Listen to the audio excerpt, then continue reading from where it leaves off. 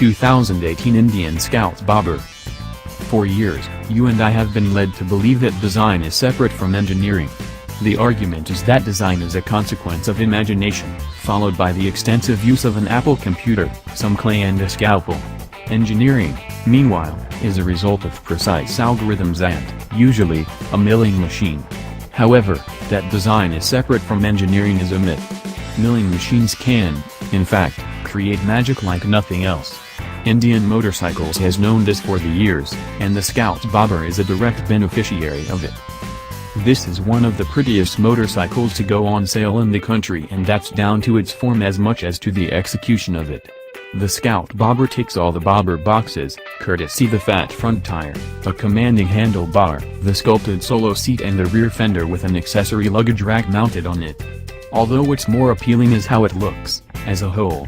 It has the presence and the appeal, but most of all, it looks expensive. Or maybe every motorcycle with this sort of price tag should look this expensive, and we're just conditioned to accepting lesser standards. I was only too keen to swing a leg over this minimalist machine and, having slotted its key into the appropriate slot, under one's right thigh, I fired it up to an exciting thrum that strikes a busy, if still distinctly cruiserish, chord. The snick into first is expectedly, of an Indian, that is, refined. And an energetic launch either ends in a tiny wheelie or an excited cheer-up from the fat rear tire.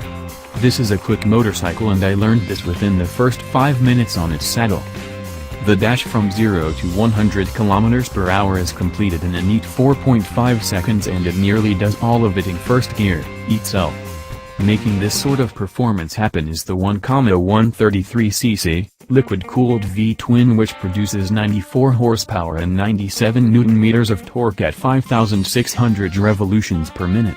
A 6-speed transmission helps with slick gearshifts, and drive is sent to the rear wheel via a belt. The Scout Bobber also sports a massive radiator, which helps keep the engine temperature in check, even in grueling traffic. Most of all, it's linear and refined. Now, bobbers have been all about performance, but its refinement and higher set torque delivery results in a bottom end that lacks raw character, and that's where the ideal bobber customer is going to spend most of his time. Doing 160 km/h outside a suburban hotspot will get you noticed, but not seen, and the latter is important for someone investing big money on a decidedly individualistic motorcycle.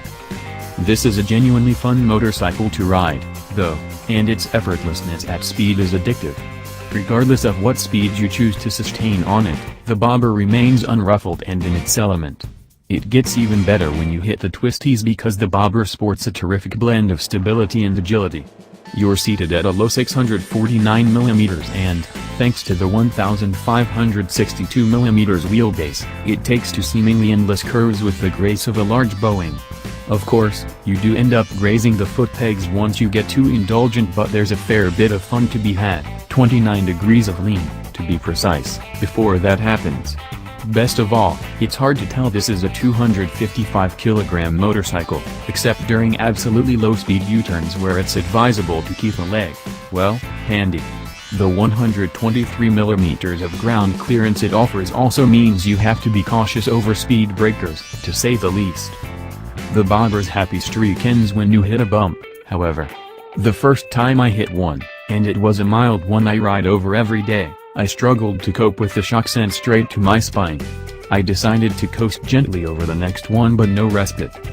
Over the course of a 100km ride, I found myself having to stand up on the feet forward pegs over any undulations, which is neither a natural nor comfortable position to assume. A brief investigation revealed a culprit: extremely limited suspension travel at either end.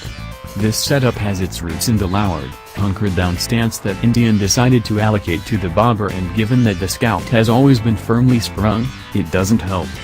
The result is a motorcycle that's unsettling over bumps, and there are a lot of those everywhere in India.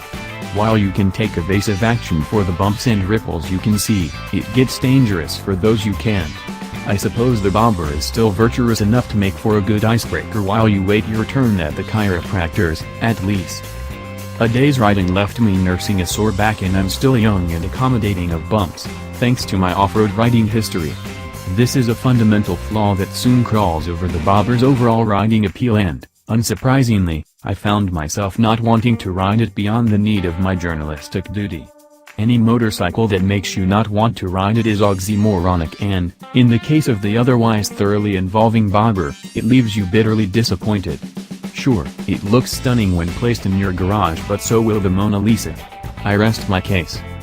With its Rs 12.99 lock, ex-showroom, deli, price tag, the Indian Scout Bobber still is a very desirable motorcycle. Despite not being in your face like the new age Harleys or overtly old school like the Triumphs, it stands out in a crowd.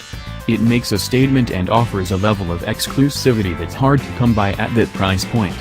Given our road conditions, the Scout Bobber is relegated to being one of those feel-good motorcycles that are great for a quick ride around town to go get some coffee and attention, but not much else. The Indian Scout Bobber is gorgeous and fast, but not quite perfect. Thanks for watching. Don't forget to subscribe.